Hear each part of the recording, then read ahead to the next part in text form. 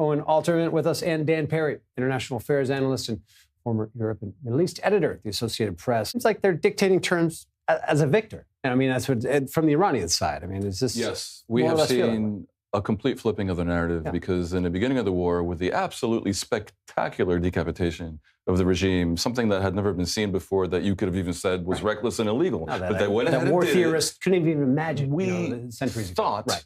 we hoped perhaps, that they would be cowed, they would be schooled, they would be perhaps ready to accept surrender terms from their perspective.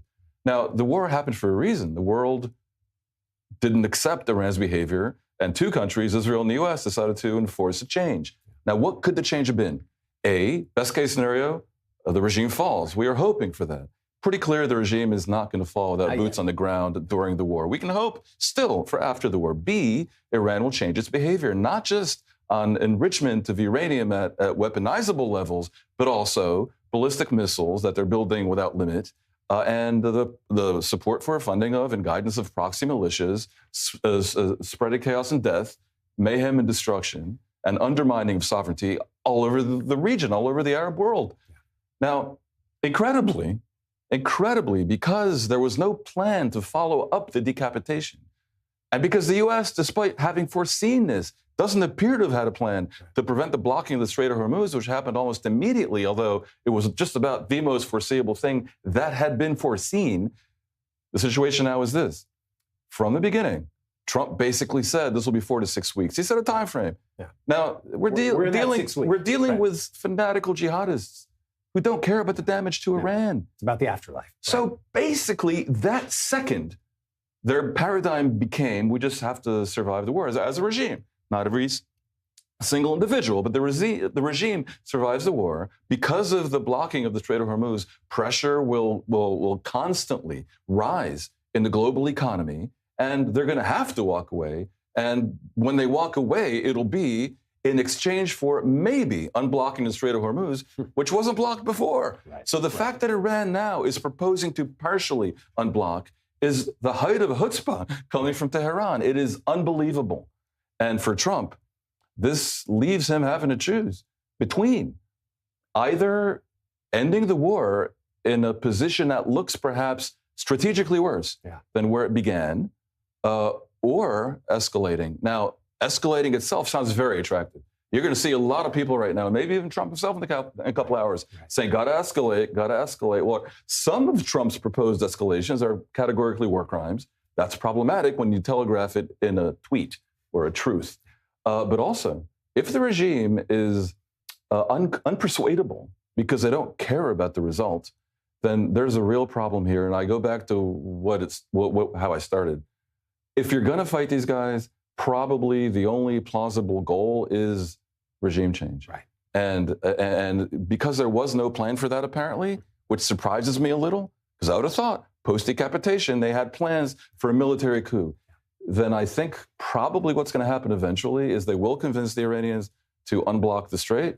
One way or another, Trump will spin it that way for sure. It'll be humiliating, but it'll be presented as a pause in the war, same as last June, meaning they're battered and they've been beaten and they've lost half their leadership. And at this point, it's rife for a military coup. Iranian people, maybe Iranian army, go and free yourselves. And in effect, putting aside all this misery we've just described, that would be a reprisal of what happened last June, when they stopped the war and hoped for better things.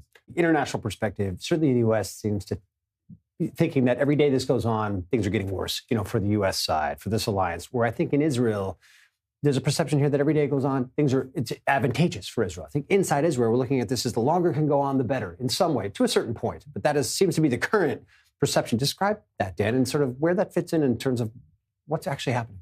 Well, Netanyahu says he's mowing the lawn, basically.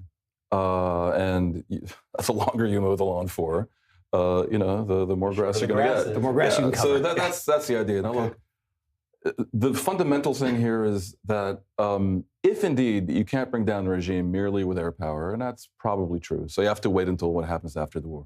And if you can't convince them to behave better, to agree to surrender terms on the missiles, the nukes, and the militias, then all you can do is degrade their ability to pursue that bad behavior. Now, Netanyahu in the past has been burned by exaggerating the results of his lawn mowing. to repeat. After the Hezbollah thing a year and a half ago, he said, Israel's removed that threat, and it's never going to come back, not even a trickle. Now, we've had much more than a trickle. So either he lied or he was misinformed.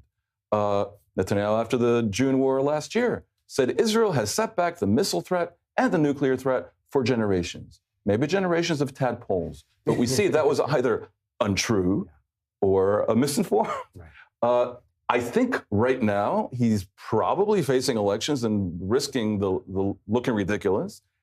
He's going to be more precise. And he's going to say, and this would be correct, we've really delivered a battering. Now, it only looks like Iran's winning the war if you failed in a different goal.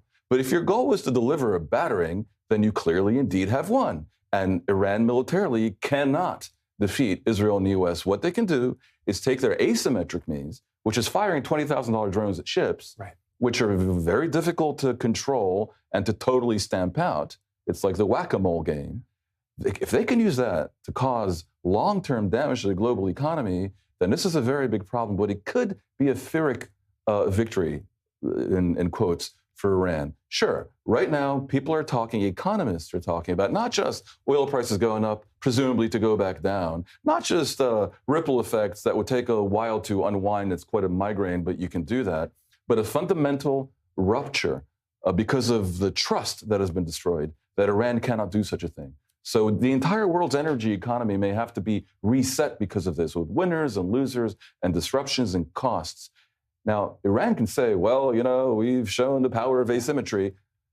They might also make the world more determined to bring down the regime, because this cannot be allowed. And one of the problems right now is that the spokespersons for the goal of bringing down the regime are Trump and Netanyahu. Let's just agree that they're not the best messengers of this excellent message. There's a lot of baggage around those two. There's a lot of bias. So much baggage that we see the Europeans wanting so much to get back at him for a year and a half of insults that they refuse to help, which is to shoot themselves in the foot, maybe in the knee. So these are very problematic messengers. I want to see after the war a real consensus that the regime must go. I want to hear Macron saying this. Yeah? I certainly want to see MBS saying this.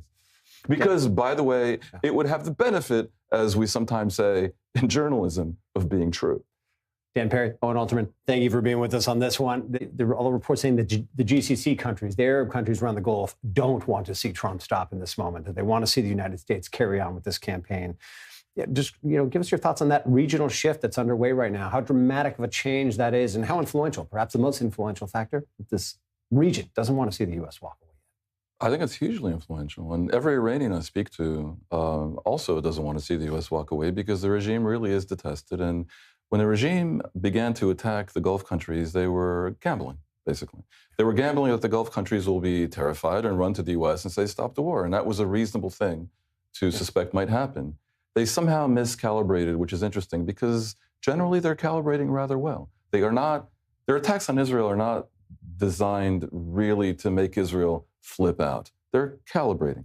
They miscalibrated with the Gulfies, because by attacking the airport in Dubai, by attacking towers in Dubai, by attacking beyond purely U.S. assets in Bahrain and in Qatar even. These drones flown very deliberately into these countries, energy infrastructure and a lot of these energy infrastructure. These countries have built a very good business on attracting Westerners primarily to the tax havens and to places to romp in winter that are sunny, and to shopping centers that are lavish with indoor skiing. I mean, during summer, 90% of the UAE's population is not Emirati. Now, it's not all British business people, but a lot of it is. This entire business model, with its artificial islands and its fun in the sun and its income that comes from being a hub between the East and the West, cannot survive a steady Iranian threat or vulnerability to the Iranians. So it's had the opposite effect. It's made them conclude that the regime must go, as I was alluding to before. And it's about time for countries like Saudi Arabia to stop hinting at this in quiet leaks to the media and come out and, if not join the war, make clear what their desires are. Because right now, part of the reason why there isn't overwhelming support in the U.S., for example, for the war is that the goals our attainable goals have not been clearly articulated, only hinted at. Trump is incoherent, and I'm sad to say, he contradicts himself morning, noon, and night. If there were a clear goal that says we have a long-term strategy to make this regime go, and until then, to mow the lawn completely, then that would have, I think, larger support. It certainly exists behind closed doors in the Gulf Do you nations. think we're about to see that major escalation, that sort of all-out strike by Israel and the United States on the oil infrastructure, on the energy infrastructure, that sort of shut the lights out move that, is what's being threatened? It's risky because parts of that can be categorized as a war crime. And one of the successes of the mission so far has been to degrade the regime so much while having minimal civilian damage, Remarkable. Civilian life, and even civilian infrastructure. By the way, a lesson to Israel in terms of what happened in Gaza, which did not have that look about it, did it? No. So this is looking pretty good that way.